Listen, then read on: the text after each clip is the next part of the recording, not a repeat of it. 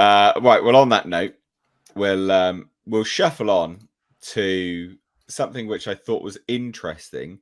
Of course, Ant-Man and the Wasp. We've got the trailer, and obviously M.O.D.O.K was revealed in said trailer. M.O.D.O.K isn't M.O.D.O.K. He is Yellow Jacket. And obviously, is it the same character? Yes, no.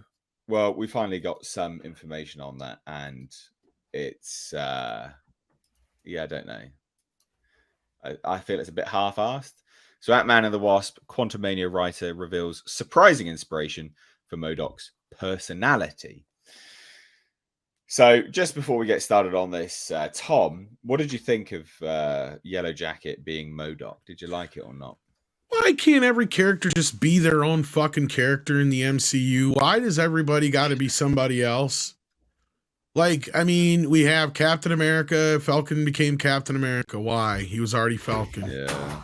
Yeah. Yellow Jacket was already Yellow Jacket and dead, I think, last time I checked too, wasn't he? And now he's M.O.D.O.K. Why?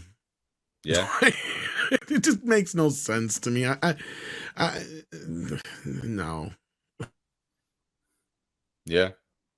That's really, at this point, it's just why. And they use terms like inspired. No, that's not inspired. It's fucking lazy. Yeah, it is. It just saves you having to tell another origin for the story, I guess. But yeah, you have to create a new origin through this other convoluted origin. And it's just. Yeah, I wish I had Script Doctor here to ask why writers even think this is clever. Yeah, absolutely. Oh, Star Wars Santa. Well, I'll get to you in a second, buddy. So we'll just cover this and then we'll get to that. So here's the statement from Jeff Loveness, right? It says, maybe M.O.D.O.K is maybe my single favorite thing that I got in the movie.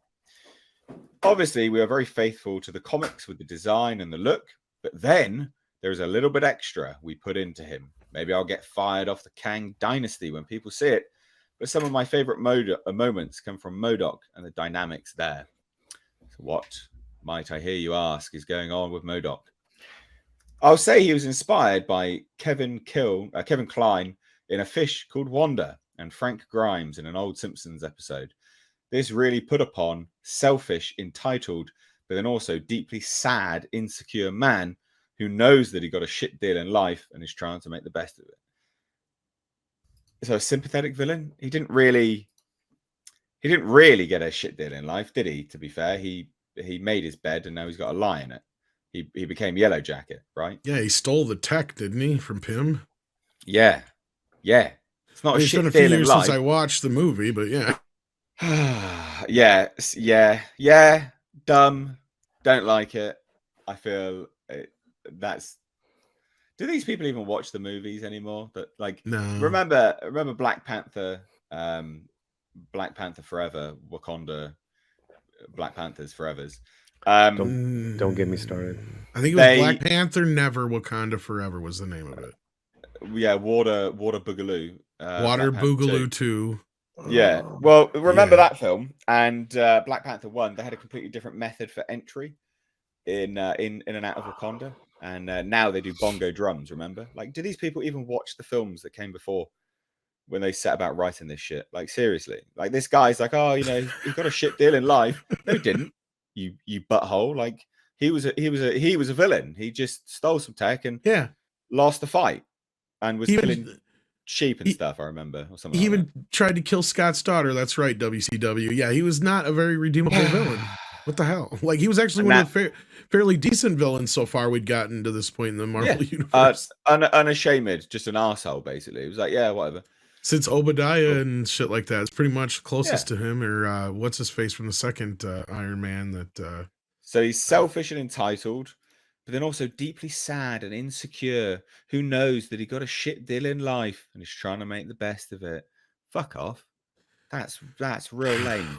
This is where woke shit comes in. This is the problem where woke cannot, because they always see it as, I can say woke, would you? Like, it's just, well, no, it's because they relate with the villain, right? Because these are the same people who think they should be able to murder people because they, misgendered them, right? Like that's justified to them. It's like, the things that used to make villains, is exactly why they should stay villains, not because they're redeemable in any way.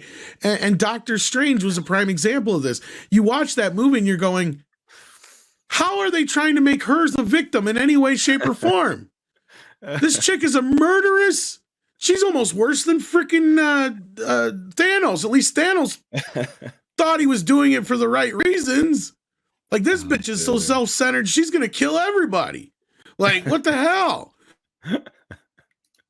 Oh, but she's redeemable at the end. Don't worry, she'll be back and she's good now. Oh, dear. Oh, man. Baron Zemo's the same thing. I've heard shit about him coming back, and he's supposed to be in that other series coming out with Harrison Ford taking over as the Red Hulk or whatever. I heard he's supposed to be in that or something. Yeah. So, Paulie, what you? I thought you weren't here, but you just popped back in. So what do you think of? What do you think? I'm back. Of this M.O.D.O.K Yellow Jacket sympathetic now. I'm not gonna watch this movie. Are you not? Wow, man. Nope. Holy shit. Nope. This is pretty big. Yep. Paulie's got a negative opinion of something. No way. What turned you off of Ant-Man? I guess I gotta ask. I'm only messing around, but that is interesting though, because normally you like to give most things a fair shot. So what is it that turned you off of it? I think just the aftertaste of Black Panther, Wakanda Forever, and then just seeing the trailers.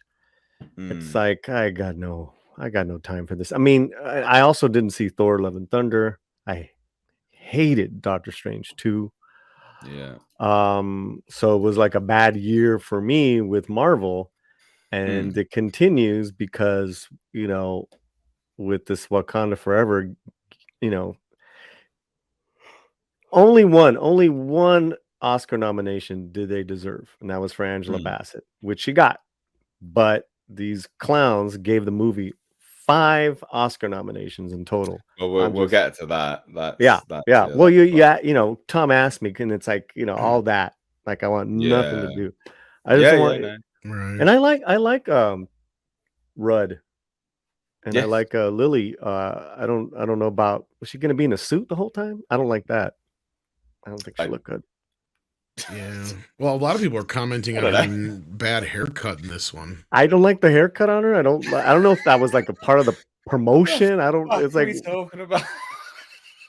she's in a suit and she's got short hair, and they're promoting the film. You're talking about Evangeline Lilly. They chopped all her hair off. Yeah. Oh, sorry. Yeah. Maybe she did it. I don't know what. Yeah, that is odd. Well, and I watched the trailer too, and I see what you're saying, man. It's like, I'm very reluctant on this one. I've kind of thought about it because I did enjoy the first one quite a bit. The second one was meh. Yeah. And this one, like you said, I mean, I haven't seen I haven't seen Wakanda yet. I think Doctor Strange was the last one I watched. Oh, and then they erased or no, I did see Thor. They erased the Mexican in his van. What was his name? Luis? Yeah, you were mentioning that before. Is he not in this one, or what's the deal? I don't know, but he wasn't. They had the van saving the day in Endgame, but no Luis. Yeah. Well, his little telling of the stories was like the highlight of those movies. Like, it was the best part of that first movie. It really was. Like Michael Pena's comedic timing on that was just insane. His little retelling of what happens, that's what I remember from that first movie. Honestly, and the bathtub scene. That's what I remember. Yeah, and it was a fun 3D experience. That was another thing I remember about the first film. It was one of the better 3D movies I'd seen, and the second one not so much. But this third one, they're already advertising the IMAX 3D bit, and I almost bid on that. I'm like, well, maybe it'll be worth that, but I don't know. I'm kind of reluctant still. So I guess I haven't even seen like Wakanda Forever and had the reaction like you did, Paulie. I'm just at that point where apathy is kind of set in.